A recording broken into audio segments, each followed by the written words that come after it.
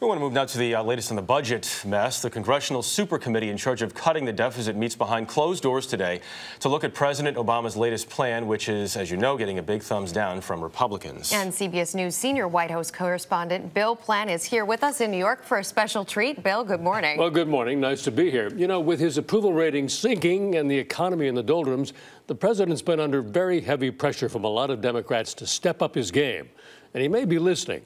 His speech on deficit reduction yesterday was aggressively populist. He threatened to veto any cuts in Medicare unless there are also new taxes on the wealthy. And he singled out House Speaker John Boehner for opposing any tax increases. The Speaker says we can't have it my way or the highway, and then basically says my way or the highway. That's not smart. It's not right.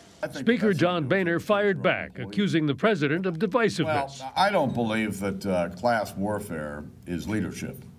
And, you know, we could get into this tax the rich, but that's not the basis for America. And it's not going to get our economy going again, and it's not going to put people back to work. The president is asking Congress to cut $3.6 trillion from the deficit over 10 years, half of that coming from tax increases on the wealthy, including a new tax on millionaires known as the Buffett rule, after billionaire Warren Buffett, who says it's not fair that his tax rate is lower than his secretary's. This is not class warfare. It's math.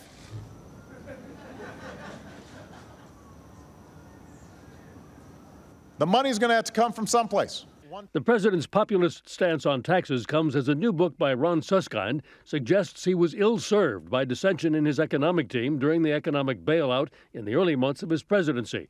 Treasury Secretary Timothy Geithner at the White House to talk about the deficit plan was asked about the book.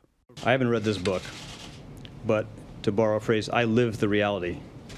And the reports I've read about this book bear no resemblance to the reality we live together.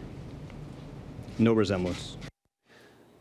Well, the odds are that there's another person who won't be reading that book or paying any attention, the president. He is here in New York today at the UN, meeting with other heads of state. And, of course, the big issue this year at the UN is the Palestinian bid to get the UN to declare them a state, despite the fact that they have no agreement with Israel. We know you'll be watching that. Bill, thank you very much.